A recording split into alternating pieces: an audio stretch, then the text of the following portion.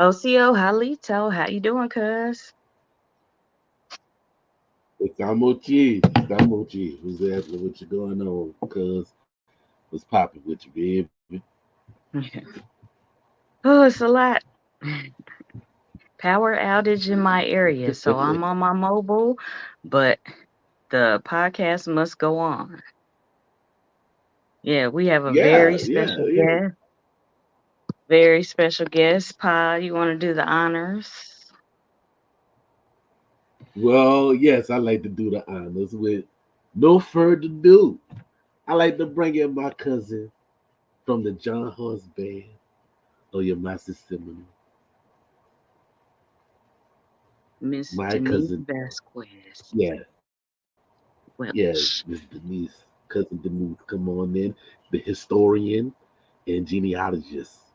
So, yes, she's here live and direct.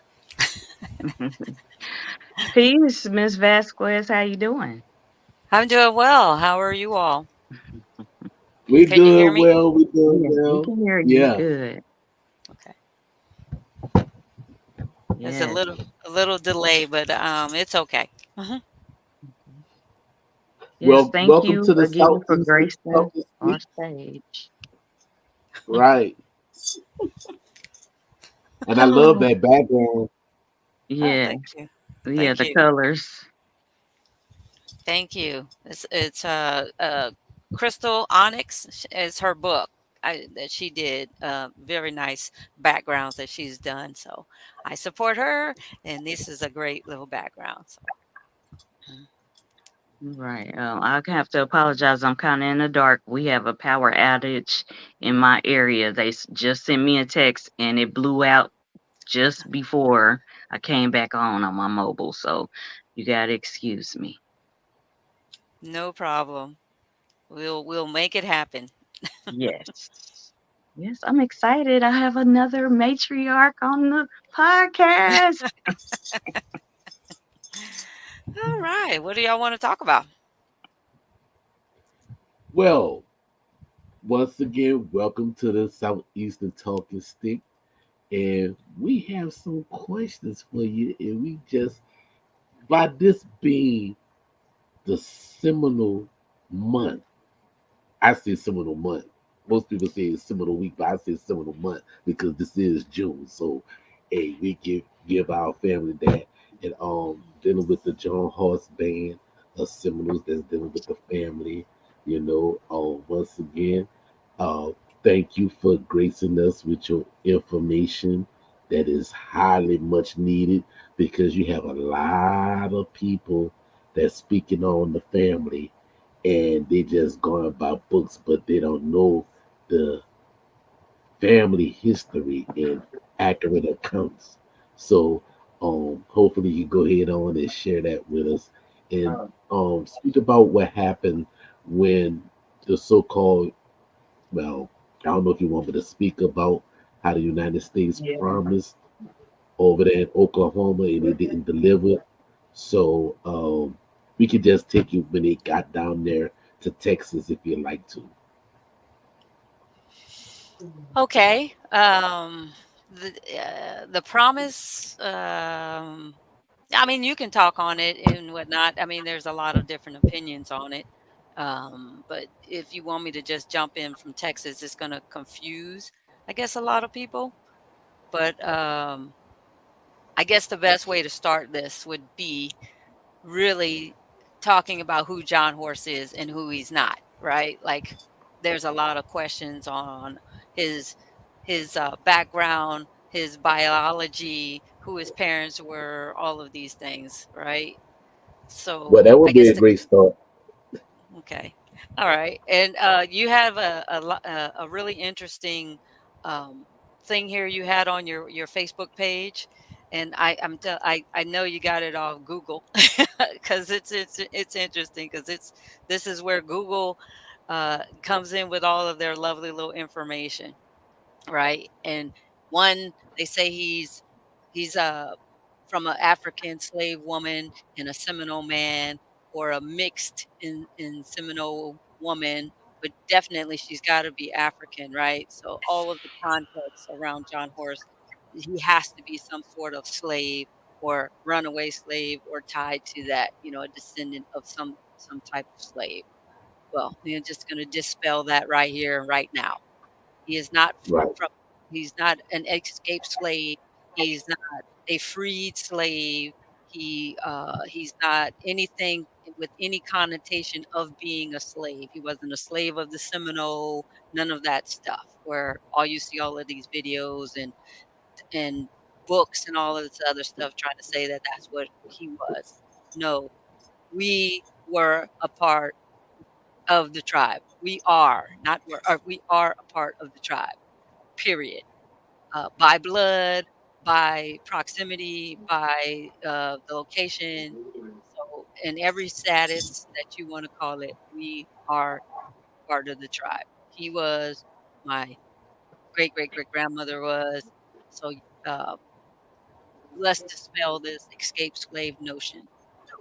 And what's interesting is that the only books and only papers that refer to him being a slave, they never tell you who his mother is. They only say that she's a woman of African descent, which is so interesting. Is that really are so concerned about him being a slave, then you would have annotated who that mother is, because slavery is a system of um, uh, property.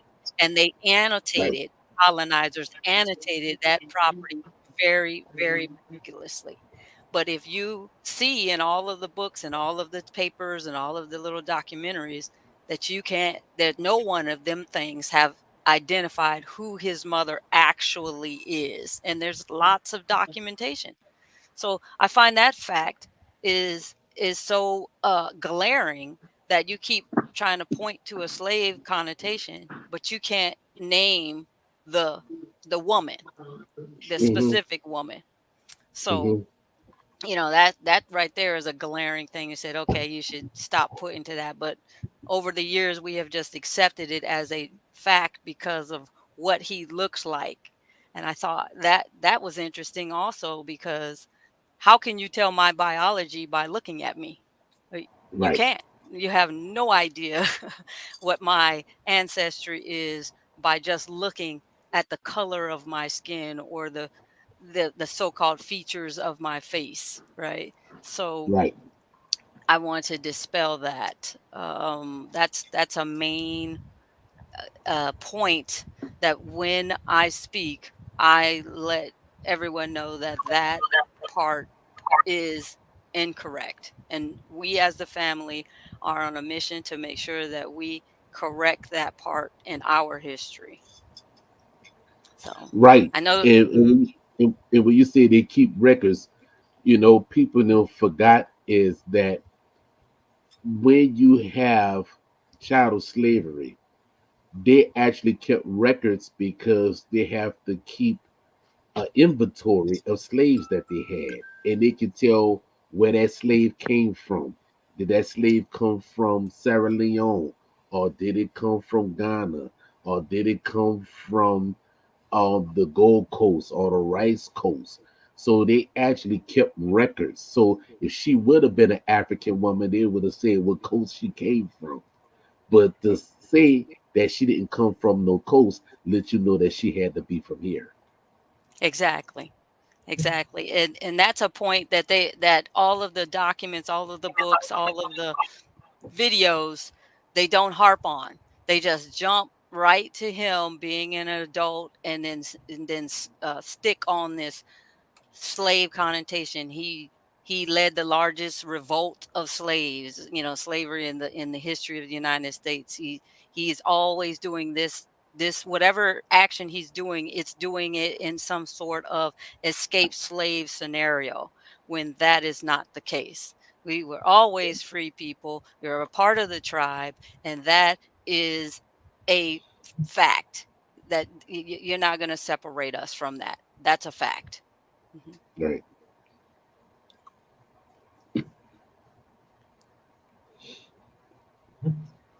Right. And Mhm. that's a major fact. And Mhm. I'd like to thank everybody that's in the chat. Thank y'all for joining. Y'all could have been doing other things, but y'all came out to see my cousin Denise and everything, so we getting it in. So yeah, we're speaking about who he is and who he's not, and what people trying to make him out to be. You know, so just like we always say, when you have a book that's written on somebody, and it's not the family that wrote it, take it with a little grain of salt Right. because we Yes, actually have living descendants that's here to actually dispel the lies and tell the truth. exactly. So, so now from that point and everything, showing where they came from, Florida, dealing with the Trail of Tears and everything. What most people don't fail to realize is that the Seminoles wasn't on the walk of the Trail of Tears; they actually was put on the steamboat.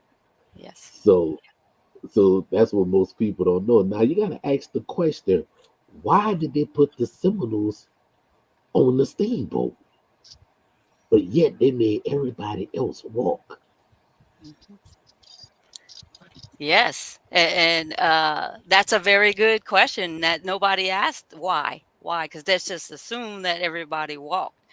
Well, we were on the put on the boats because we would not give up our guns. That's the plain and simple fact of it. We were not giving up our weapons, and the colonizers could not allow people of color with weapons to walk across the land, because if the so-called slaves that they were trying to keep saw people of color with weapons, that automatically meant freedom, that their lies of you being inferior or you being a slave just fell apart. So they could Right, not chance that we would incite some the slaves to revolt, because you see these people of color with arms that are armed, and we are documented on shipping manifests at the National Archives by name. And you can, if you're doing genealogy like a lot of us are doing, it's like a new thing for us, but when you start doing genealogy, you go back into the records. You when you see some documents in the National Archives, you know that the colonizers or the British or the government had some vested interest in you or this particular subject. But when you go to the National Archives and you see the sheer amount of documents that they have on us, that should tell you that this event or this group was important to the government because they documented it so well. So, I'm mm, glad they did right. document it well. mm, yeah. So, and It when you're did. going back in for our Hmm. family, um, a lot of us, we know that we have these documents and we've have the opportunity to go through them and do our lines, our family lines. And but people who talk about our history don't take the time out to actually go review these documents. So instead of that, they try to give you this Cliff Notes version of our story and try to sum it up within a 5 to 10 minute video with a little bit of animation. And I think that they are doing justice to the story. And I find it curious is that they love our story. They want to know, especially with John Horace, and they're talking about this side, that they want to make him into this Hollywood figure, but you don't take the time out to actually know who the man was. And Right. I find like that you have all the documentation available to you. Why don't you take the time out to actually know who he was instead of trying to take the cliff notes of Google and do a little video of him or our story and think you're telling or you're doing us a favor in telling our story. Hmm. Mm. And then that's funny when you said that to make a Hollywood story. I don't think they're ready for that kind of Hollywood movie. I don't think they're ready because what most people don't know is that when they put them on the boat to bring them to Oklahoma, there was some things going down on the boat that they don't even speak about because it was saying that some of the family members jumped off in certain part of the river parishes, like Plaquemines Parish, Orleans Parish, Jefferson Parish, St. John Parish, St. James Parish. Um, that's on the coming through Louisiana, and that's where you have the Mardi Gras Indians in them. I'm just venturing off for a little bit, but that's how they wind up talking about Kujamali, who is Wildcat, and most of the Mardi Gras Indians, they don't know who they actually calling on. I have to let them know, hey, you calling on a family member of mine. But Mhm. yeah, that within itself, and it caused so much a ruckus in New Orleans that the Seminoles in them, when they got with the families of the ChitoPa, and they wound up having Maroon societies down here in New Orleans on Highway 90, they had the right governor, Galvez. It was like these niggas is raiding the plantations and we don't know what to do. They taking out cattle and they taking out slaves and they going into the swamps. And that's when you started hearing about the swamp dogs. If you don't know what a swamp dog is, it's an alligator. They was actually training alligators you know, um, to keep the Maroon Society safe. Mm. No, I've heard the stories of that, and I've always been curious about the Louisiana part because we can't documenting each person should be our main goal. The family's main goal is to make sure that every one of us are documented into the family, that we have a history of them. And because we have these separate little community stories, we just blanket term everybody fell Hmm. into this category. And Hmm. so now we have a large group of people who just want to use the blanket term Black Seminole, and I'm a part of that Black Seminole history. And I've always, I get calls all the time. Can you help me with my genealogy because I've been told that we've been Black Seminole, but they never lived in Florida, or they weren't even in Oklahoma territory, or you weren't in Texas and you weren't a part of Mexico, right? So, how are you what are you basing that conclusion on, that you are Seminole and someone's telling you that you're Seminole, but yet you don't have any, your group is not in the right area where the Seminoles were. And so, Hmm. as time has gone on, I've seen like this um, new fad that if you are Black and Indigenous and you have like this history of Indigenous, you have to either be Cherokee or Seminole, right? Like that has to be your little route. And so, if you can't put yourself in the Cherokee, then you definitely say, "Oh, well, then we definitely Seminole." And I say, I'm like, okay, now blanket terms of that Black Seminole, now you're starting to, in my opinion, dilute it. Like Right. if you keep saying just Black Seminole, Black Seminole, Black Seminole without any documentation, without any history or lines to it, and then you are out here trying to be a part of a history. And when we question, because the family's going to question, that's what we do. It's a natural Right. thing. We ask you, what is your history? What are your lines? What are your family groups? And you can't bring them together with our information, then somehow there's something wrong with us. And Right. I have to stop that. Like, no, no, we know our history. You, of course, whoever you're coming, your history. All we need to do is match those two history lines together. You can't force it together just because someone told you that this is the history is the history. And I give you a very good example, which was so fascinating, especially with John Horse, because everybody is always trying to link this to John Horse. I had a young kid say to me, John Horse is so interesting. I loved that part that he was a part of the Alamo, that he fought in the Alamo, and then he uh, came out, that he was so happy about that history that he fought in the Alamo. And I was like, who told you that John Horace fought in the Alamo? And he was like, yeah, it's in the history books. I was like, no, like look at the time The frame of timing. the Right. Alamo. And at the same time frame, he's in Florida at the Seminole Wars. So look where the Alamo is, look where the Florida Wars are. See? And so you can see that you can't just, get on your little horse and you in Alamo, for the day, and then you come back to Florida for the for the Seminole fight. You can't That's be in two impossible. places. Yeah, you can't be in Right. two places.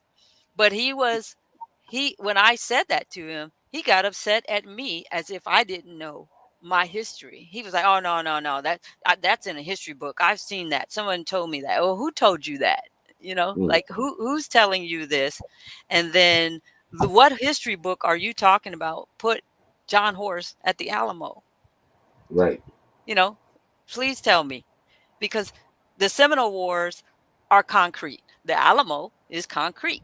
Two Right. things that happen in time frame. You can't be in two places at one time. You Right. just can't do it, especially in the 1800s. So I thought that was fascinating, and then I get really bombarded with information as far as our history, and to tell me that somehow my information is wrong and their information is right.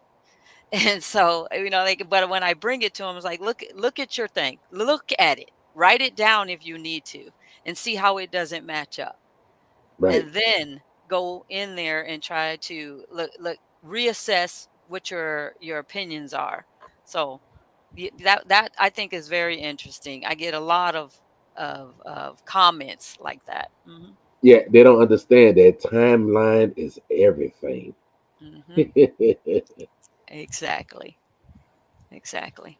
And another thing for our family, and I talk about us, and it's an us thing. It's not a me. It's like you wrote my lineage on there, but it is an us. I am not the only descendant of Wana in this thing. This is a large group. We are thousands of us, right? So Mhm. when I'm speaking, it's an us, in a us connotation. We are the community. We are the descendants of this large group, this great history. And it's our responsibility to dive into these documents and histories and migration periods to make sure that the information is true and correct. And we are the ones who should be helping all of these other organizations who kindly or take it upon themselves to tell our story. And it's a partnership, not working Right. against each other. We are building a partnership because the story literally is within us. So that's the bridge we need to be building. And when we go out, and I encourage my cousins and all, and when they go out also, that's the bridge that they're building when they bring their information to whatever event that is that we're going to. Right. And I find it fascinating that we have so long been upset about the information that has been put out, but we have not taken it upon ourselves any steps to correct it. Like it's almost like we're playing whack-a-mole. There's so many inaccuracies out there, but we need to really take a stand and say, this is our truth, this is our history, and then we back it up with the facts, as oral document. And now we have that great tool of DNA. And DNA is our solid, the full circle. We get that full circle. We can Right. validate everything that's oral through the paper and through DNA, gives us our full circle. And Right. that's what we're harping on. So And for those that don't know, yes, she is that same way on the phone, in person, and live because we even bump heads when we first called. It was like we got a cousin on the phone, his name Pa. And she was like, well, how you related to this such and such and such and such and everything. And she gave me the 20 degrees, baby. And I stood up to the test of time. It just kept on at it, and we kept on talking and found out next thing you know, boom. Like, wow. So yeah, that is right and exact because they ask, well, who you related to, who your family name is, who's such and such and such. Yeah, because we want to know. Yeah. You know, and like I said, I'm glad my grandmother and my grandfather and them instilled this in me when I was young. So Yeah. it's I had a good. question. Yes, please. Um, my question is, okay, your great grandmother, Wannah, who is the sister of Seminole warrior chief John Horse. What Yes. was her role? What was she like? I know in a lot of tribal nations you have the beloved women, the warrior women. What was her role? Or some of the roles that are prominent in your bloodline for Her women? Okay, for women. I believe that she is a warrior woman because one, at the time, we're the most information that we have on them that's documented, and I'm just going to speak on the documented. I'll talk about the oral later. The documented history, she had to become a warrior woman because of the battles that's going on. We're in the war, so her role had to be a warrior woman. Now she centrally was a part of the story because she was being targeted because of the women, and if the women with the children, so in that slave connotation, they if they can control the woman, they control the children. So all of Mhm. the slaves in that time come from the woman. So she was targeted for her children, and John Horse and her had to save the family. So like those two had to band together to save the family. Now, at that time, she had, you know, I'm not even gonna give you the whole. Well, I'll give you the number of children. A lot of children at that time. Let's just Yeah, go with that's those good. numbers. Yeah, because I don't want to be vague, but I'm gonna say a little on that because we, the descendants, are gonna come out with our true story book Okay. or history of them. So I want Okay. that to be the one that that tells the story instead of Right. me giving you bits and pieces. So I'll just say her children. So Okay. her children are being targeted. She's there with her brother, one brother. Now we believe that there's siblings, like there's rarely just two people in a group, like especially in that time you rarely have just two siblings that are working together. But they only talk about the history, only talks about these two siblings and what's their relationship together. So she is there being targeted for her children, and he, being the younger brother, is going to help his sister and their family. So that's her role at that time, is to make sure that she is that warrior woman protecting her children and also helping her brother win these battles, that the war that they're in. Did that answer your question? Yes, No. warrior woman. I love it. Uh, and there's someone in the chat who wants to ask a question. I did post a link. Okay. The link is in the chat, everyone. So once you click that, I will see you, and then I can bring you on. So, Okay, good. Hey, right. cousin Lavona, I see you. Lavina's on. Hey, Lavina knows. Lavina and I, we talk for hours and hours on in about our history. She's not the only one, but just a lot of our cousins. But she and she brought me to you, Pa. So that was Yeah, really good. Like that's we the thing. we we stayed on the phone like almost 12 hours Yeah. one time. Yeah. Yes. Like, God That damn. was Yeah. fun. Yes, because this history is so layered, we can't, like, it's not a cliff notes. You have to, we go into one story and that leads us to another story and leads you to another story. And especially if you're into the history like we are, you're not a surface person in this history. You're not just putting names, clicking names together. You dive deep. You get into the books, you get into the history of the documents, you know the area, you know the traditions and all of these things that are associated with our family, and that's why you and I and Lavina and also other cousins, we stay on the phone so long, because that part of our history is, it has been disconnected, and when we finally find someone who has that same connection, oh, we just don't want to let it go. We Right? want to It's a beautiful talk. thing. Hmm. It's a beautiful thing, baby. It's a beautiful thing.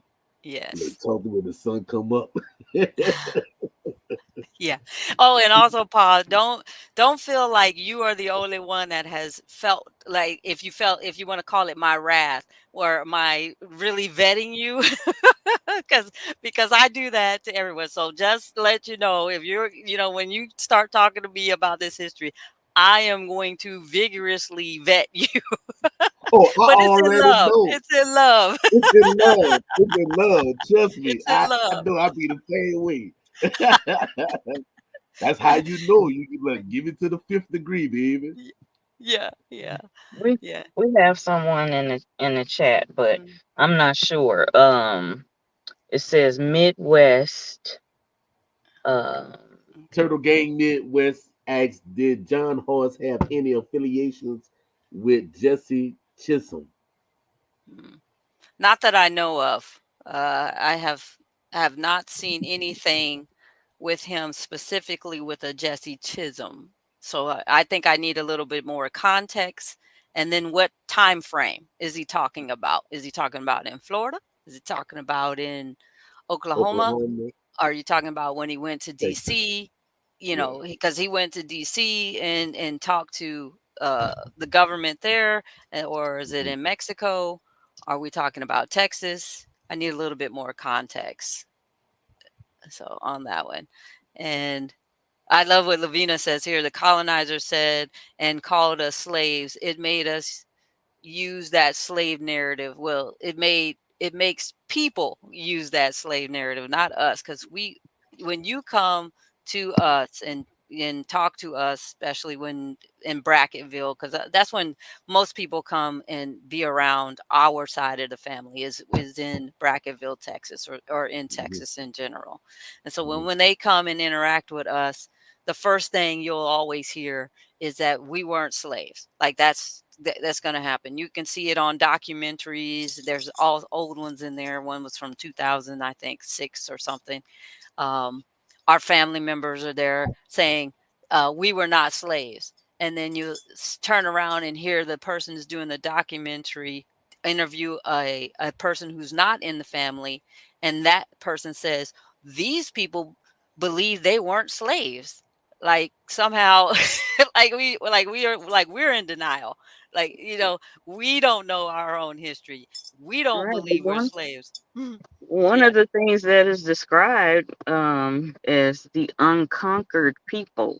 So with that, that goes with the we are not slaves. We were not slaves. Hmm. That Right. warrior spirit. I just had to point that out. Even with that clip that I shared on our little short videos, the unconquered people. We must stress that. That means that they are warriors. They fought. They weren't just slaves. They Right. weren't just yes men and women. So I just want to point that out. But I had another question. Okay, in your bio, you talk about you are also descendant of some of the Seminole Negro Indian scouts. Can you tell us a brief synopsis about that? Yes. When we left Oklahoma and went into Mexico, there was and I'll just, cliff note that one. We were in Mexico for almost 20 years, and then the Texas Wars started happening, the Texas Indian Wars. And because the army heard or has felt our wrath, our warrior spirit. They knew our fighting skills. They wanted to enlist us into helping them deal with their Texas Indian Wars. So in 1870, we officially became the Seminole Negro Indian Scouts in Texas, where the Army asked us to join them and help them fight the Texas Wars. And we were a regiment, the Texas Indian Regiment from 1870 to 1914. Now, what's specific about that is because it says the enlistment records, they say Seminole Negro Indian Scouts, right? Like they specifically talk and give that the Negro part in there, Yeah. right? Uh-huh. Now, Mhm. um so people over time have felt like, oh, the army had made a mistake. They thought they were coming to get the Seminole because, i.e., Wildcat and went there too as the head person, right, like the lead. And that's where the army thought they were getting these Seminole people. But when they came and signed up, they happened to be a bunch of dark skin, or what they would be calling black, right, at that time in Mhm. the 1870s, right, what, 5 years Mhm. after emancipation. Right, so but they were so still Indian. Put that out there. Exactly. Right. But Right. so that's where over time people were like, "Oh, it was a mistake. That's not who they are. They're not Seminole." You're incorrect. We are. We are Seminole, and because you keep wanting to look for a specific color, that's where you try to deny that part of our history. But the Seminole is within the blood. It's in our community. It's in our actions. It's in our traditions. It's in our the way that we handle ourselves, not the color of our skin. It's because the people who are on the outside are all focused on that color part. Mhm. We Mhm. in the community are only focused on the community, the culture, our connections to one another. So yes, that is their mistake, but yes, we still are Seminole. So that group, there was about 150 men, and all of them are related to us in some way. Well, we are related to them in some way or another. They are all either their brothers, cousins, uncles, fathers, sons. All of the men are all some way related. They either married a sister or a cousin in, but every last one of us are related somehow, some way, shape, or form, right? So that group of the Seminole Negro Indian Scouts and is the largest community in the history of the United States to have ever served in the United States. Like our community has been serving since 1870, and we have not stopped. We are still continuing. Our descendants, our family lines are still enlisting in the military to this day. Over 150 years of continuous service of the United States. And I think that's so important because I'm going to go back here, because we went from fighting the US government to fighting for them. So like that's a complete turnaround in our history. Well, And well, you know what the United States say. Well, if you can't beat them, join them. It's like Exactly. the thing Elgeron. Yeah. Let me answer Turtle's question again. When he said about Peter McQueen, uh, I'm working on that. I'm actively working on making the connection with Peter McQueen of Osceola's family line to see if we do have that full connection. And so I'm going to say yes, that we are aware of Peter McQueen's history with John Horse, and that is stay tuned. We have information to come soon. So on that one, sorry. And Yes. that's it. That's his question. Answer his Does question. anybody else have any questions in the chat? A matter of fact, I like to bring up something that happened down here in New Orleans when I went and showed cousin Elgeron uh where they had a Maroon society at. down here in New Orleans in the East.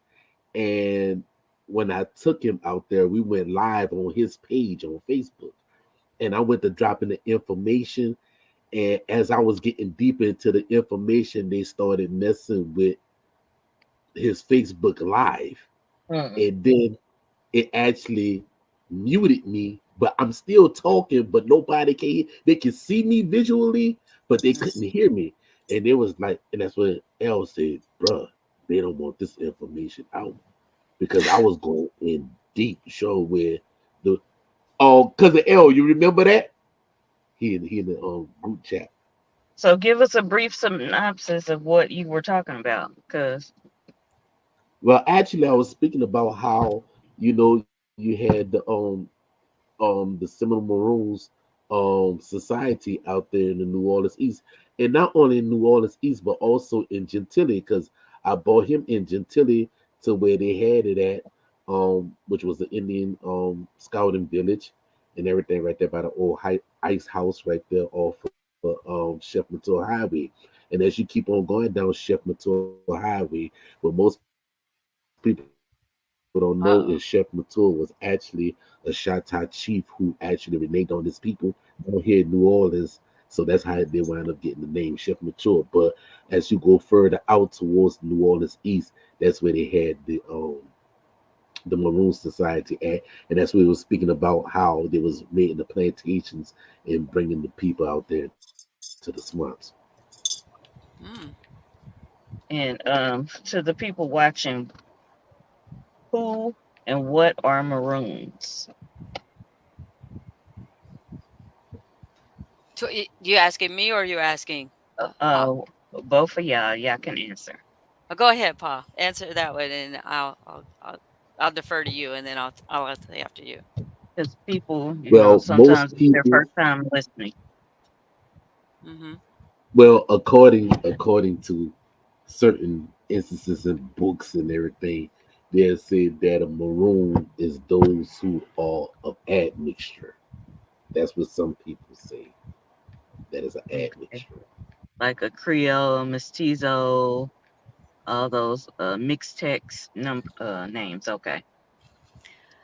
So that's now another scenario that they talk about the Maroons is more of a spirit, a fighting spirit, like a resistance spirit, right? So you are a Hmm. person who is truly of African descent, right? Like, or somehow they can put you on the continent of Africa, and then you in no matter where you are over here, when you start this state of resistance and your color is dark skin, they believe you to be African, that's when they put this maroon label on you. And Okay. so that's where you know that there's maroons in Jamaica, there's maroons in the Bahamas, there's maroons in Cuba. Like it's a state of resistance that you happen to be the darker skin or are more related to the colonizers as being of African descent. That's what that maroon part comes in at. Okay. Um, Like it Minnie and the Maroons. right. Yeah, It, she was a warrioress too. all right. Yeah, and that to me is a catch-all term. Also, like if we can't really pinpoint where you're from, let's just throw that maroon label on you, and then we Mm. capture it all because that's how we make sure that you're not a part of X tribe, or you're not a part of X society, or you're not a British or you're not a French citizen because you are maroon, right? Like you're in this box. You have to be with this specific connotation. So that's my definition of the maroon in that context. Yeah, And yeah, okay. you Um got that fire in your blood. so I was telling my dad earlier today was is interesting is that I'm smoldering at all times, right? Like I'm a little, little ember, right? Going on at all times when you think of a fire, and you only need that little gust of oxygen and then you're full raging. this thing. So I think of myself as that little smoldering fire at all times. And I love it though, because this history to me, like I said in my interview, the fire is lit. I am the keeper of the flame. and Yes. and when you are the keeper of the flame, you are always doing that smoldering, because you're being led, you're being pulled, you're being pushed, whatever you want to do, depending on what it is that's going on in the history. But the ancestors are always working on you. So Mhm. you've got this this pull, like I said, this pull or push at all times of the day. So this is a smoldering thing going. And when you get that little bit of oxygen and then in that full range fire going, it depends on what the area I'm going on. It can be overwhelming to outsiders. Like if I'm talking about the history, I can fire hose somebody with a whole bunch of information, and they're like, "Oh my gosh, how did how do you keep all of this? How do you know all of this?" And it's because it's in me, and the answers are going through me with it. And I have to I sometimes it's just always full range, fire, and I have to contain it, and I have a hard time with that. So forgive me if I start being a fire hose of information. No, we want that. This is what our Um, platform is for. Tommy Lee said, I thought that the word maroon mean runaway. You mean Cimarron? What people don't fail to realize is nobody wasn't running away. If you're doing guerrilla warfare, there was no running away. I don't know why people don't think it mean they run away when they say the Cimarron meaning the wild ones, the untamed. That's why we was the unconquered.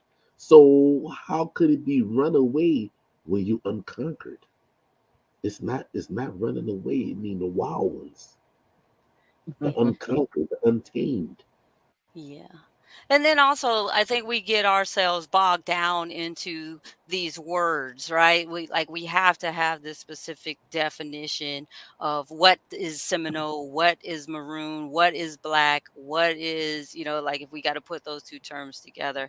I think really should be asking ourselves a specific question. If what was the intent on the word? Because are we ourselves at that particular time calling ourselves that terminology, right? So think about it in this terms. When I'm talking about John Horse, and I'm talking about Wana, and I'm talking about our family thing, what were they calling themselves at that particular time in history? Were they going around saying, "Oh no, I'm Black Seminole"? No, they Mhm. weren't saying that at all, right? They weren't saying these terms, but because it's documented as to being that, that's where we go back, because today we're what 200 plus years removed from that history. So we assume that that's what's being told, right? That's what's being said out of our ancestors' mouths. But when you go back into the history and you start reading the documents, and see what the people are actually saying, you see a whole different story. And so I say that specifically because the Seminole or the Creek, or like that term, weren't the only ones who had people of color within their communities, right? So Mhm. if you listen to history, you'll see that the other tribes, no matter which ones you want to call them, if you want to stick to the five civilized tribes, they all had some sort of slavery system going according to the colonizers, right? But only do you see in the Seminole history that they specifically identify the blacks in the community as Black Seminole. Like they put that black with the Seminole tribe, right? Why Mhm. don't you hear any Black Choctaws, Black, Greek or Cheyenne, black, right? yeah. Why are they not recorded as such in the documents? They just say the Choctaws had slaves. They didn't say that they had Black Choctaws. They said they had Right. slaves. And, Mm-hmm. so, but why is it our Seminole history is the only one that specifically that they say black or negro, it's still saying the color, right? It's negro. It's not Mm-hmm. negro, it's negro, the color, the Spanish term for the color of black. Why is Mm-hmm. it that in records that we are the only ones who are being referenced in that term? Like, why do they feel necessary to call us black and Seminole? Why didn't they just say you're slaves? Because that's Mm-hmm. really what they're saying. Why didn't, if that's who they felt we were, why didn't they continue to identify us or address us in that manner? Right. That's the Because it wasn't. Right. exact. And so that's the question that we should be asking ourselves as in the community is, why are we the only ones that they specifically tie us to the Seminole tribe as that black part, and making sure the Seminole part is there, and then flesh out them that question to you, instead of just assuming I'm black Seminole. Okay, no, like let's black Seminole is like saying black, because Seminole itself, and they tell you in the history books that there's the mixture of the Right. groups. So Right. why should I emphasize black again, like black? I don't understand. That's a Like, double negative. yeah. That's a double negative, as they say in the English law So language. In the yeah, grammar, that's a double negative.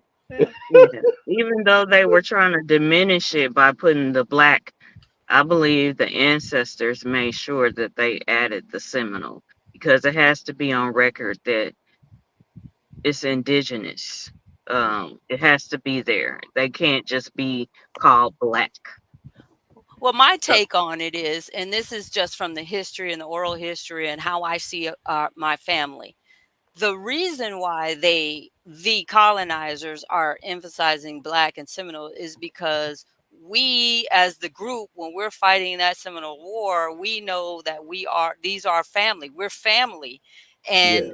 we're tied. So when we're resisting, and you hear the chiefs and the big flare of, we're not gonna sign your treaty, or Osceola with the knife into the treaty, all of that is because the Seminole considered and worked as family, one group, the Yeti, Mm-hmm. right? The Seminole Mm-hmm. Yeti, the free people. We're all together as one, free Mm-hmm. people, family, Mm-hmm. right? So the colonizers' way of trying to separate that the bond is to say, no, no, no. See, the darker skinned people in your family are that who we're trying to say that they should be your chattel or slave, right? Because that's the Mm-hmm. system that they're on.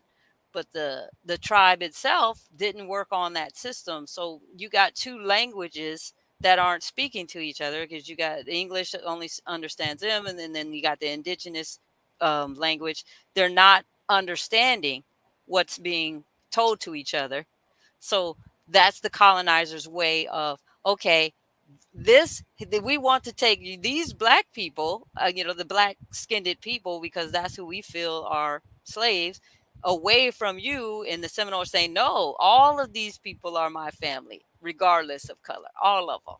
So see, you see how the button of the heads are going, and the tribe is not Mm-hmm. going to allow you to take any member of the tribe regardless of color. And that's why we fought, because of that. We were all family regardless of color.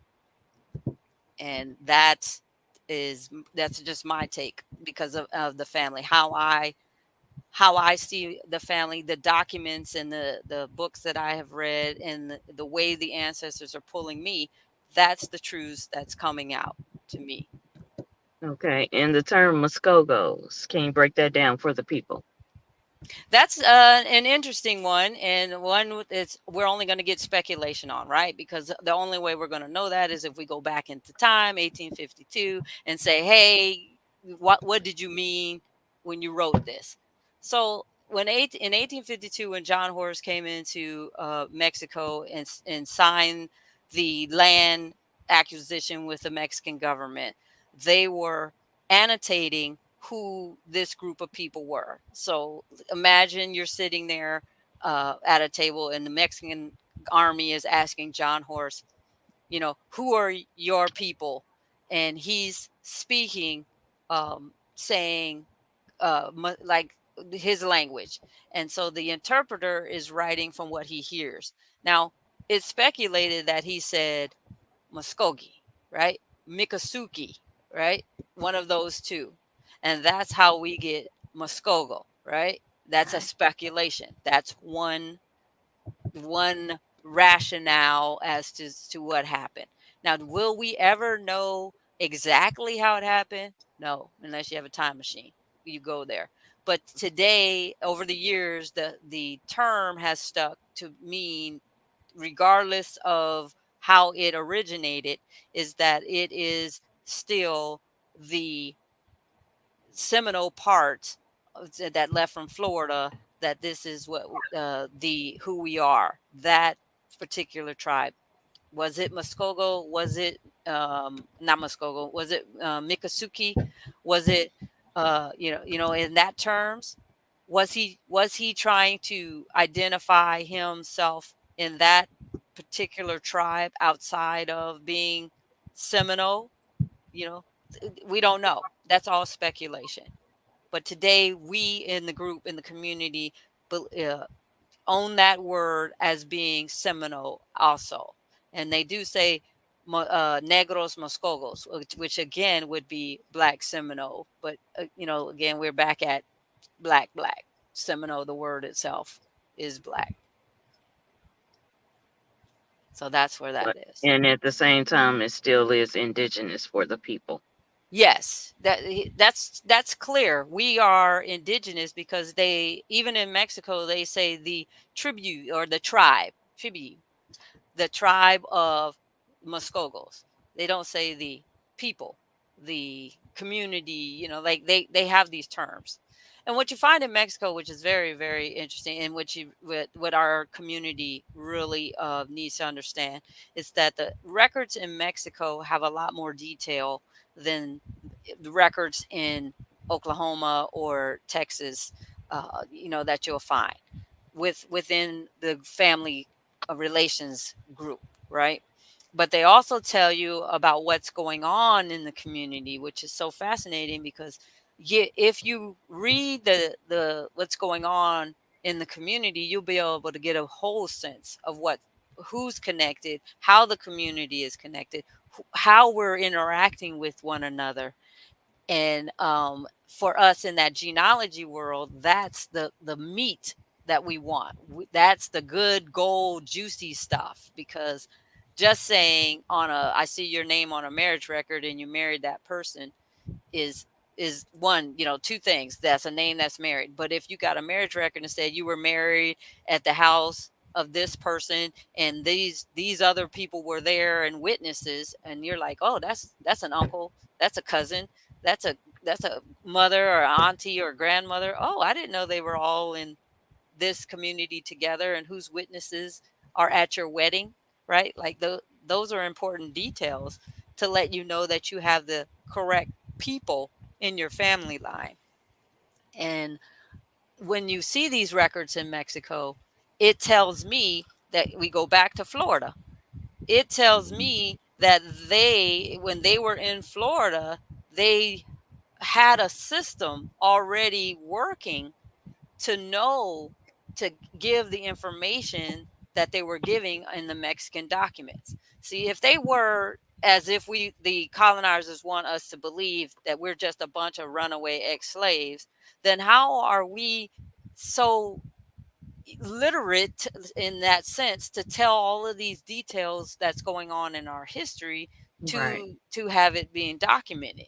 You see, now that's a question that I don't think that we are thinking about in our history. We just assume that we went to Mexico and all of a sudden we just learned this, within a certain amount of period. No, you have had to grown up with this system already. You just don't Mhm. adopt it out of the blue in order to do this. And then if it was just one family, that would be one thing. But the whole community does it. with flawlessly the entire community. So that right there, it can tell you it's not an anomaly. This is not a fluke. This isn't happenstance. This is a system. They had a system, and it was long before we get into Mexico. It's just showing you more evidence that we already knew. We were fluent in what we orally, what our lines were, and what we were doing in our migration periods. So mhm. And then you know what's another thing too, um, where they was actually trying to erase the whole thing about the Seminoles because even in the Second Seminole War, the old boy went back and he told Andrew Jackson and them, he said, "Man, look, this is not an Indian war. This is a Negro war." So he just called everybody Negroes. He said, Yeah. "No Seminole, no nothing." He said, "Look, this is not an Indian war. This is a Negro war." So he called everybody a Negro. Well, yeah, I agree on that. And then what's interesting is also like if you're doing this history, you don't read up on the colonizers' history, and reading up on Jessup helps you to understand a lot more of what's going on with for me when I was reading up on Jessup helped me a lot to learn more what's going on with my family at that Mhm, particular time. And I found it so fascinating that he was staunch, ready to get rid of everybody, right? When he says this is a Negro war and all of this stuff, he's out here doing some treacherous things. He's backstabbing, pulling people under the white flag.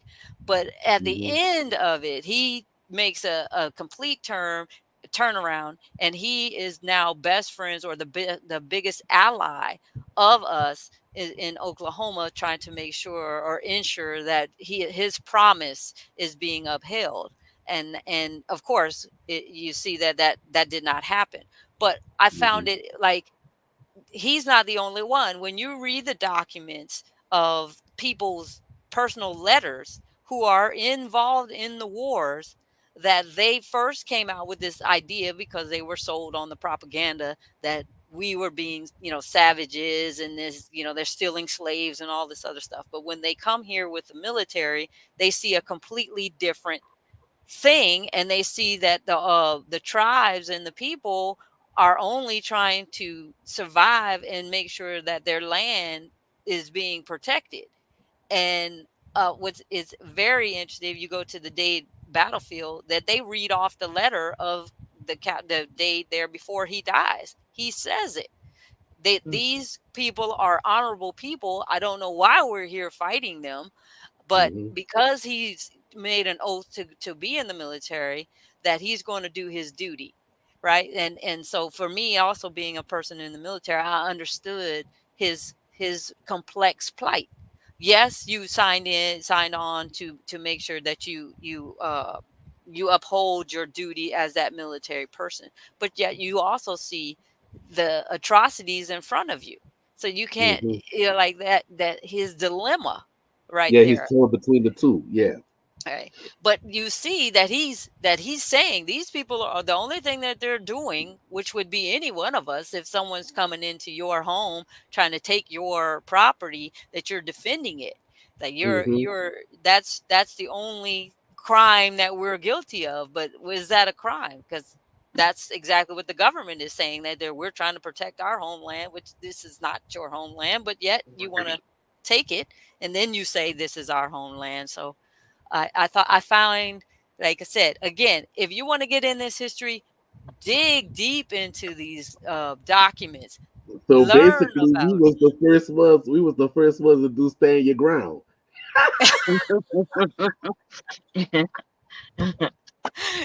yeah, yeah, I guess you could say that. I think you can say that one. Yeah.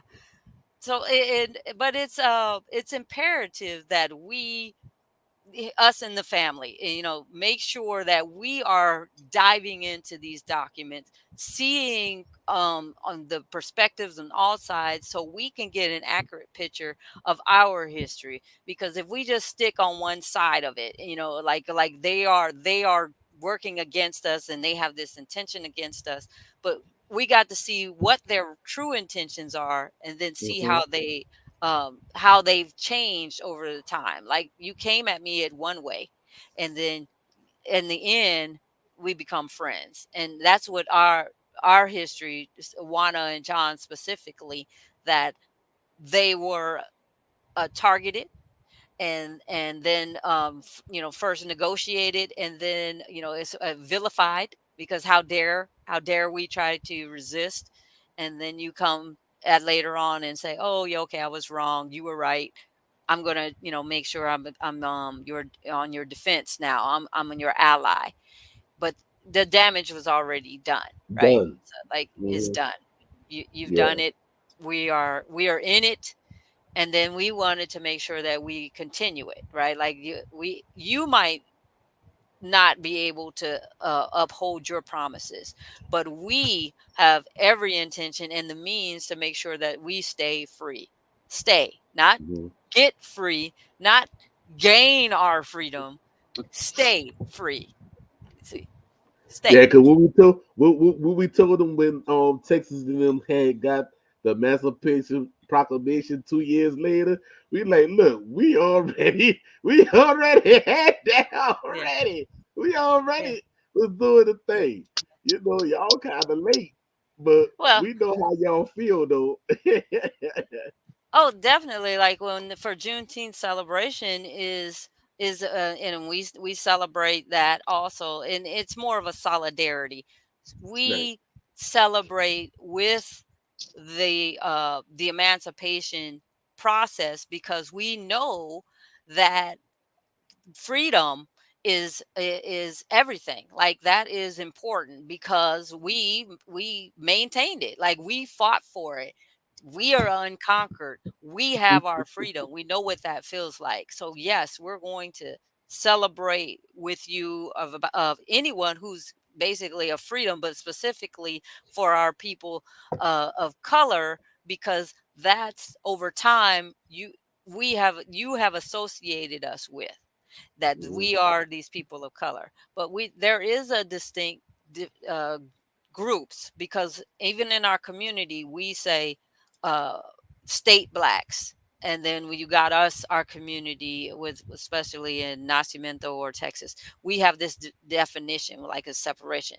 You're a state black, we are the main line, people from who came from Florida, Oklahoma.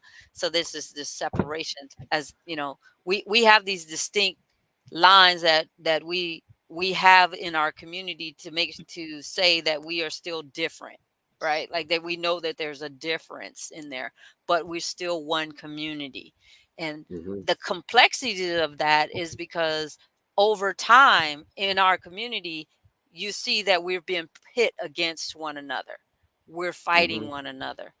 When at Right. the time of removal, little known fact, down in Lake Okeechobee, Laxahatchee battlefield, the in Jupiter, Florida, the government has enlisted slaves on their side to fight us, to remove us. So you got this whole little Mhm. regiment of slaves who are tasked to fight in the Laxahatchee battle, to fight us, to help Shit. remove the the Indians, right? Like, so if it's like, look, if you're calling us black, right, Negro, and you are enlisting other actual slaves, your actual Mhm. slaves, Mhm. to remove us.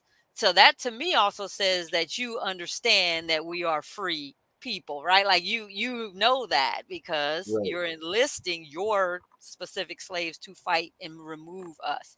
So And you these promised little. them freedom, and they Mhm. promised them freedom.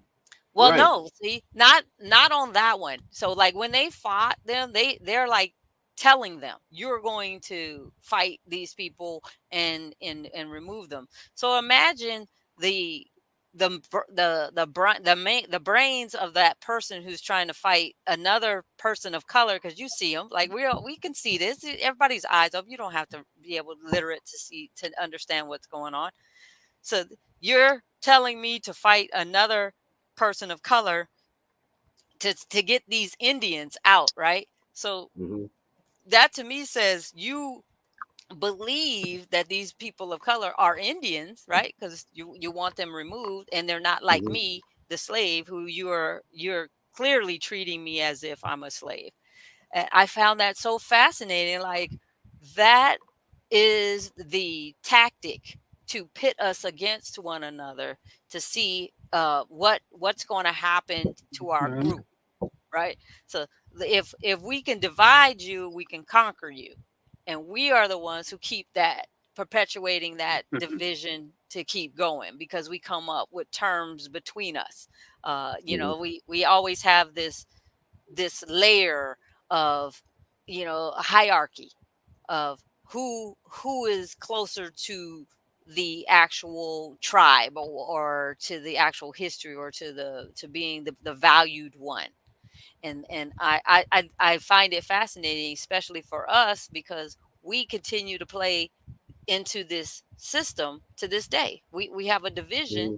that is unnecessary over the words, just the words of of black, of state black.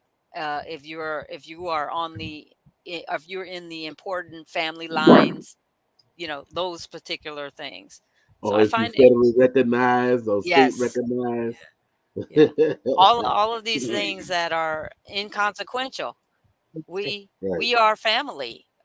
We are of one, and once we unified around that, we're unstoppable. We're It's unstoppable. in the blood. It's in the blood. It's in Yes. the blood. Yes. Another Yes. thing I wanted you all to break down for the people watching. Uh, okay, we have the Seminole, we have the Miccosukee, we have the Yamasi. How are they connected? They're all names of Indian tribes, right? Like, they're to me, and I hate to be Are they simplistic. from the same tree? I would say yes. Now, Yeah, they can family. right? I would say yeah. We're kindred, like cousins. If Hmm. you want to look at it on a good perspective, they're like cousins, but in a community. But how can we document that you actually came from that particular branch, right? I think that's where you're having a more difficult time to say that you can point to one specific area and say, hey, we were all in this area, and then they scattered or whatnot, so now you know that they all come trickling down. um the, to me, it's difficult to get that single source record or evidence. We can't get it in DNA, you can't get it in a document, and even in your oral history, you still can't tie it all together. We all have that same oral history of being, indigenous. That's true. Like, that's the one thing that we can agree on. And but that's it. Like, where else are we matching up on? We Hmm. Yeah, can't go to because one single person. Yeah. right in those wars, and even in I've read it. I can't tell you any book sources at this moment, but the Yamasi are described as unconquered people, correct? Yes. The Miccosukee are Yes. described as unconquered people, and the Seminoles are described as unconquered people. Yes. So, um, I just Yes. like that similarity. That slogan is attributed to all three. Yes. But you Yes. know what's so funny though? When they talk about the five civilized tribes, really that's not five civilized tribes. Hmm. How many is it? Break it down. Well, how could it be five civilized tribes when the Choctaw and the Chickasaw is the same people? See, and that's the debate. Like, when you start going back in times and you're doing your research, you're going to find more inconsistencies, right?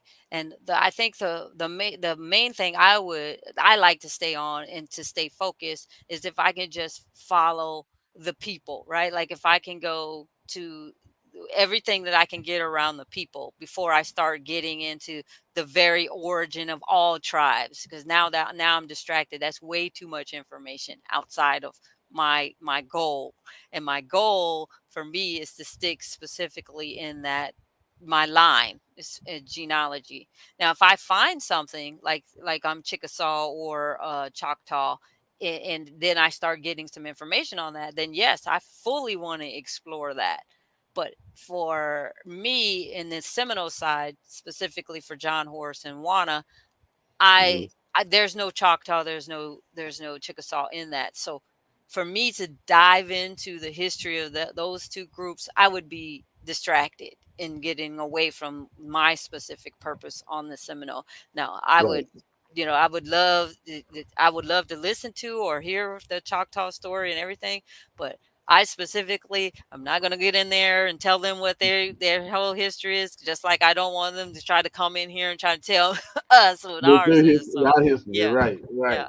right. So so And I mean, so and that's fair. But that's from knowing the stories when they said it was both brothers and they separated and mhm, everything and stuff. That would just made me go back and say, well, hold on, how could they be two yeah. different nations when they of the same blood? You know what I'm saying? So that was my take on it. You mm. know, That sounds like a next podcast. yeah, yeah, I Yeah, know, right? Right, right. yeah. I have another question too. What in every tribal nation we have stories. What is your favorite story, Seminole story? The origin stories, like those are the ones you're talking Uh, about, or yeah, like in the Salagi we have the story about the spider woman that basically brought fire here. Stories like that. now, what's interesting for us, those stories weren't passed down to us in our line. Okay. But when I came to research our history, I found, of course, they tell the story, the origin stories, and the one I that attached to me was the little people, and this is a Miccosukee origin story where the little people come and move things around, or they take stuff, and you've got to be aware of the little people, that they're always listening. I thought that was interesting. That's the one that spoke to me. I don't know. Have you heard of that We, specific we one for the Miccosukee?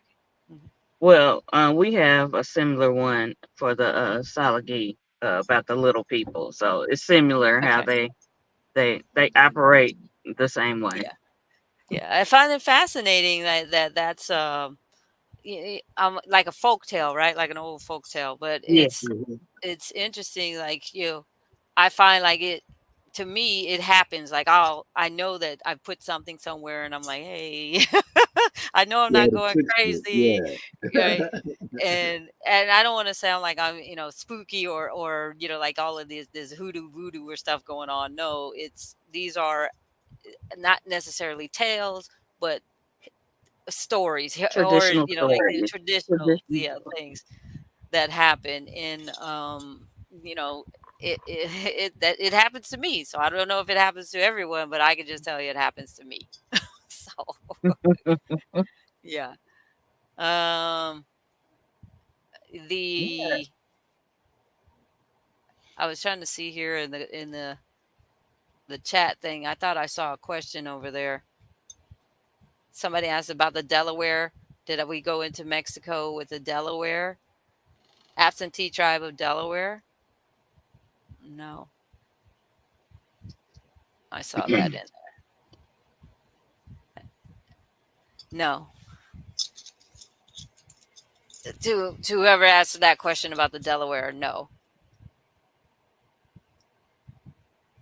And he's like here, like Chisholm, Connor, Henry, Ned, Bob, Delaware of Texas and Mexico, which is interesting. I don't like who's Turtle Lending. Is that Turtle Lagging Turtle Gang. Midwest? Turtle Gang? Okay. Well, Midwest. Yeah. I Yeah. should really put my Yeah. glasses on. get closer to Yeah, that thing. he just had some comments. I saw some other questions in here. Let me see. Let me find them again. Uh, uh, I mean, you can Hasciola. drop the link in there and I let somebody come on if they Yeah. want to come on. Oh yeah. It's in the chat. It's in the chat. The link is Kind if of. any questions or comments before we wind down. Osceola Treaty Hold with on. Sam Houston. Was that the one you were reading to? Osceola Treaty with Sam Houston. We're with the Delaware, Shawnee, Kickapoo, uh, Potawatomi, and others also. I'm not really sure what his question is on that. Would love to Yeah, see if he's he just jump yeah, in. he's just making comments as you were talking. I was Oh, okay. searching for the questions. Javiela said, "Isn't Seminole a broad term?" Yes, yes, but it's specific to three groups. So when you say it's broad to those three specific groups, if that makes sense to you, that's and the specific groups are the indigenous people of Florida. Like that's what they're saying in Florida. So just at the time that this is going on. So the indigenous groups, they lumped them all into one, regardless of what your tribe name was before. You're just lumped as indigenous group, and then you're lumped if you were escaped slave, right? That's a lumped category, and then free people of color. Again, that could be you can be a dark skinned person. You can be a person of Spanish descent, dark skin, coming from over in Spanish territory. That can mean anything that they classify you as not being fully white in that particular instance. You are not a British citizen. You are not a full um, uh, colonizer citizen or English citizen. So you are a person of color, but that happens to be free. So don't think about it as just one color as being black. So those three groups are all lumped in together and they are called Seminole. And then the next layer is the army who's trying to come separate the darker skinned people because they want them to be they're slaves. Like that's their connotation of being slaves, but there is no documentation of any of these people of free people of color being slaves. So at that particular time, if they took you as a slave, they would just make some document saying you were a slave of this person or that person, but they didn't have any documentation that you were brought over or you was actually acquired as a slave in the first place. So it's Mhm. just treachery. It all boils down to money. They're trying to make money, and people of color equate it to money. So they And did yet they whatever was they losing. could do. And yet they was losing money in the war. Right, exactly. But that's how they were going to recoup their losses. Doing the slave or so called returning these slaves or taking on these people as being slaves. But that Mhm. didn't happen. So yeah.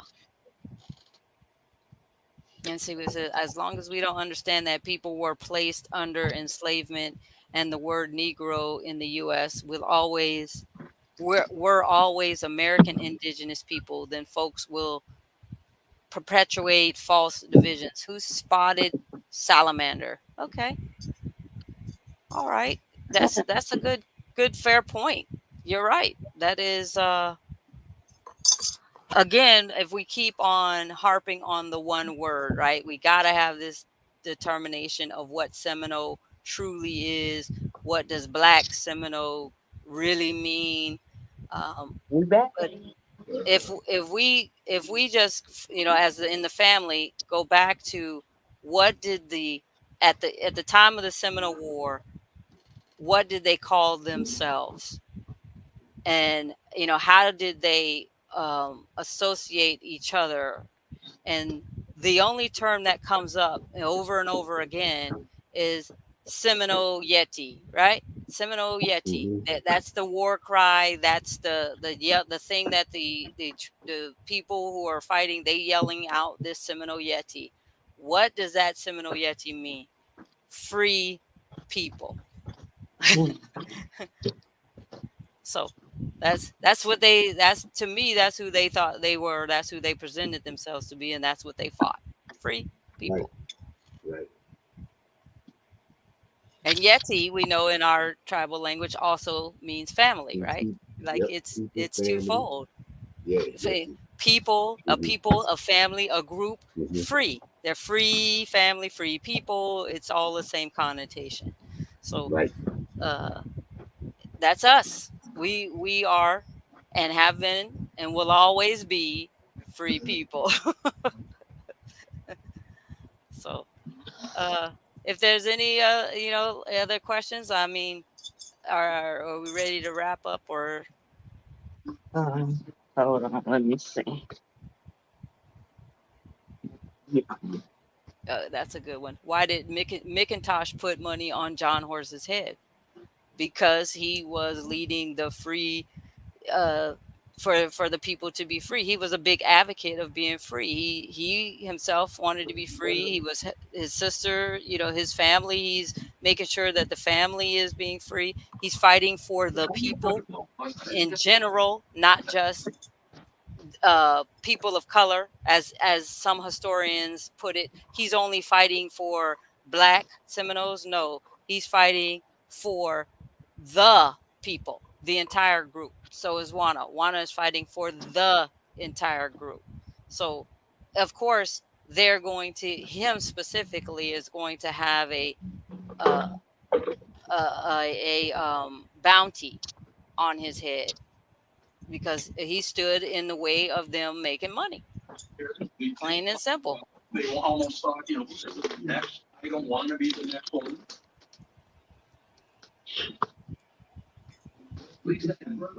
Any other questions?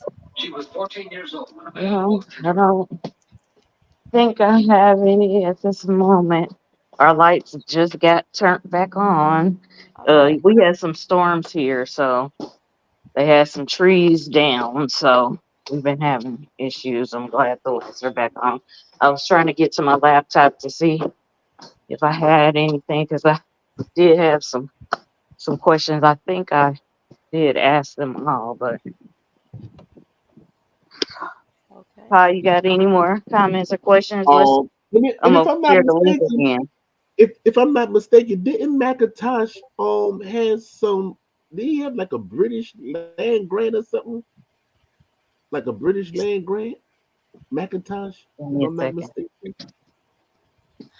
I'm not really sure on him specifically. I know more about one of his daughters, Rebecca, who married Benjamin Hawkins, because that her history also falls into one of my family lines history, not the specific Wana and John Horse um, lines, but on that McIntosh, Rebecca McIntosh does her history does tie in to me specifically to another grandparent line in my family. But that's the only thing I knew on that McIntosh one, so I'm not sure.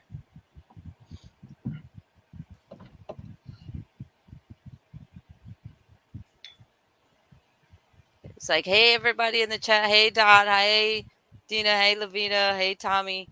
Hey, like I say, was that Nupri? How you doing, Nupri? Haselo. Haselo. Hello. Hey, Phil. Philip. Gail. Is that Goulet? Origins? Goulet? Gullah? Wale, yeah, Wale? Wale or Wale? yeah, Origins? There we go. yeah, that's my Tom little nephew. Washington. Hey, all right. I just want to make sure I say on there. Spotted Owl. That's just great. I'm looking through everybody. Al Garam, Ganam, Madison. Hello. Yeah, I'm Hey, gonna share Philip the link. and Turtle Gang. I mean, I definitely want to to you because you have some definite questions. I mean, we can talk offline. Definitely want to be.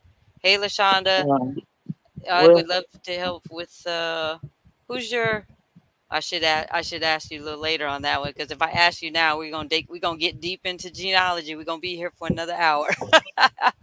Lashonda Alexander, but yeah, I'll get with you if you send me your info, your email. Send me your email, and I'll write it down, and then we can go from there. I don't like putting everybody's number in there, but email I can get back to your email. Oh, look at my yes, son's up in here. Hey, look at the Hart family. It's so hard to get your future, your young folks in here and listen to this All right. history. Dealing with William McIntosh, right? McIntosh with the land grant to him in 1821 in the treaty on February the 12th of 1825.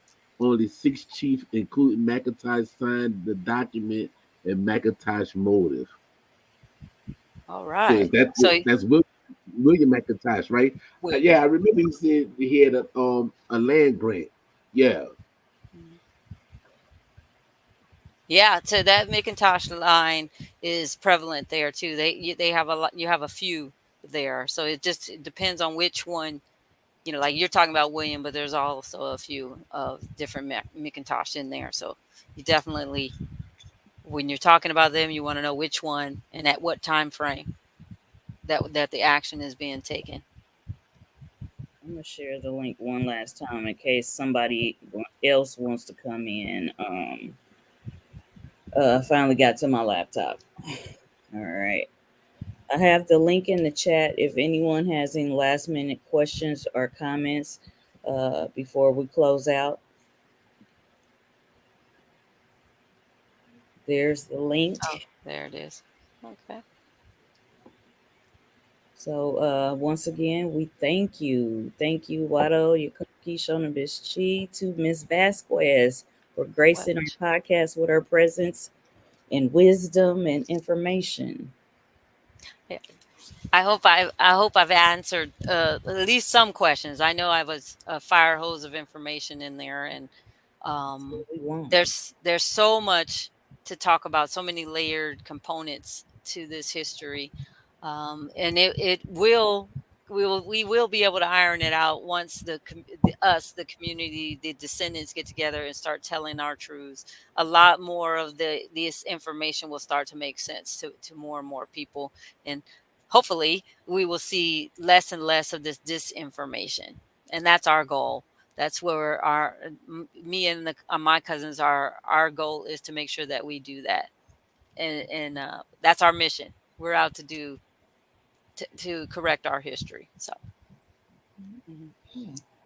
All right. Nobody So has chimed in, so so y'all can join in. The link is right there. Once again, I'd like to thank everybody for joining. Because y'all yeah. could have been somewhere else right now. Y'all could have been at the movies watching Bad Boys Part 4, I guess. And notice, That's too funny. and notice where that take place at down there in Florida, right in Miami. Yes, yes, yes.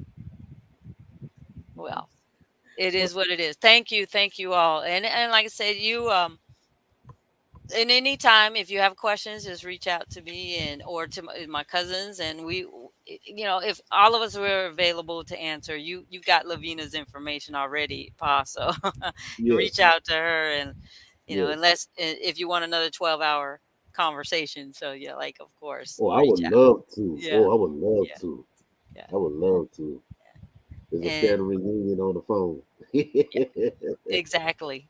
And you see that we know our history. We are very willing to talk about it, but there are conflicts within the community and also on the outside of it. But we are slowly but surely mending those conflicts and working together.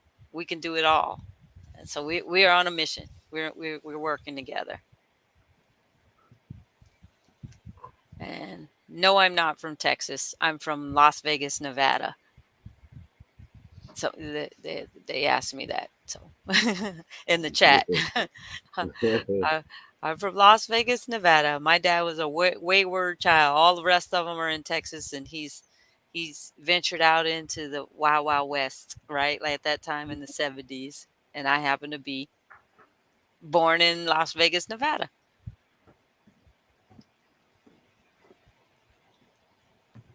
Hey, thanks, Phillips. I can't wait to see your program. Oh, wait, I hear you're going to be in uh,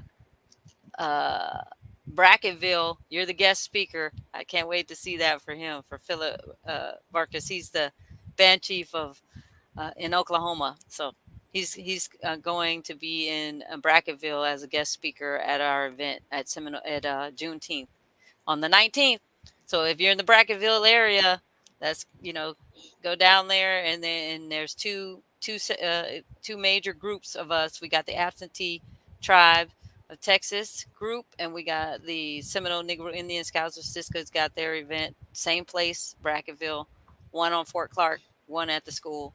And then, of course, if you are anywhere near Nacimiento, Mexico, please go to Juneteenth on the 19th. That's a Wednesday. So please join us. Come see what we our communities and how we interact in those specific communities, and ask questions. Please, please, please, please ask questions. Do you all do Yeah, like different scenes during Juneteenth? Like here, we have like some of the people enacting the Buffalo Soldiers and things of that nature at the Juneteenth celebrations. Do you all do the um, reenactment. reenactments? No, that's that we don't do that. That's more of a Florida reenactment scene here. And but we are looking into doing more reenactments as far as the battles and stuff for Florida. But the reason why we don't have a reenactment in my opinion, in for Juneteenth is because we have no reenactment to do. We had no part in it. So there's nothing for us to reenact. uh but like I said, it's a solidarity. We are here to show our support for your specific what happened to you. And if they do, you have a reenactment, like we're here to support that. But we had no involvement in emancipation because we were not emancipated, so there's nothing to reenact. Right. Already free.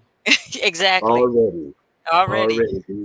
Yeah. I mean, we what we really should do is reenact our migration from Oklahoma to Mexico, because that in itself, that journey is lesser known or Okay, misunderstood. And boy, if right. we reenacted that, that would blow people's minds. Mm. Yeah, because you have some people that do the reenactment of the Trail of Tears.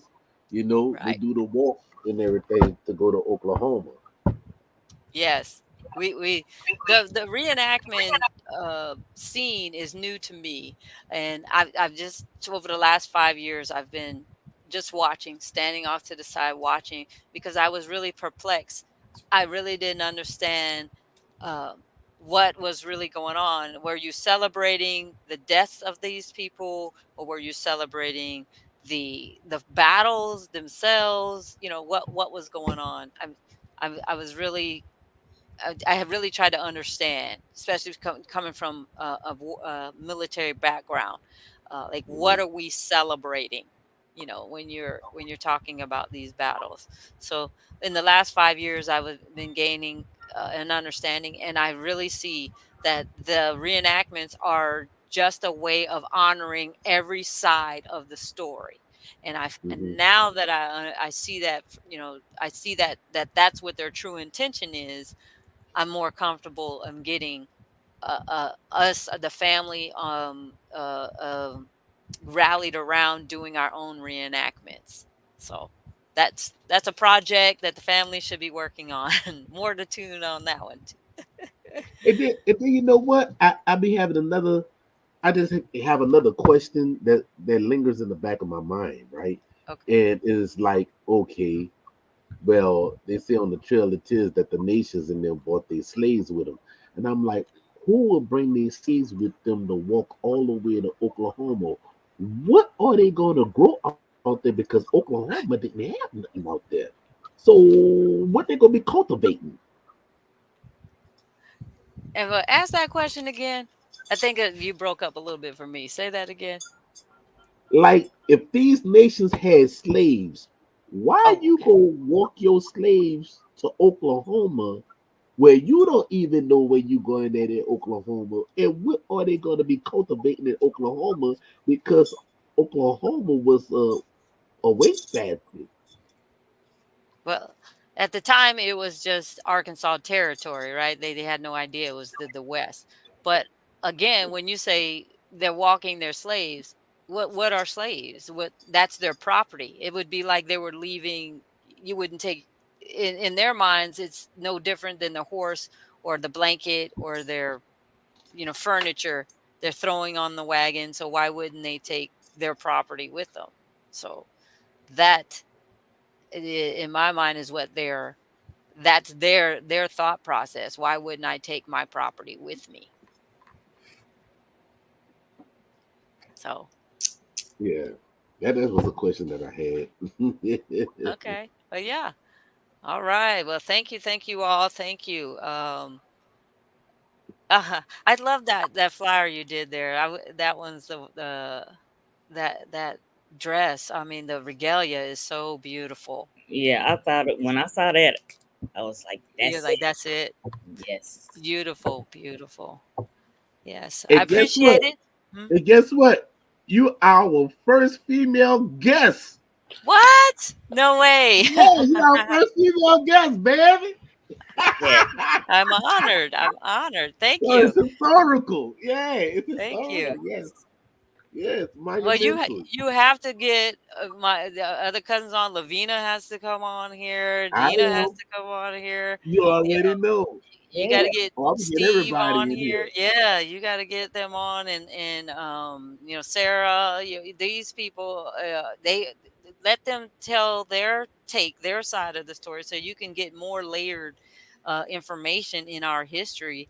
And the more people you talk to, the clearer picture you'll be able to get. And it's fascinating.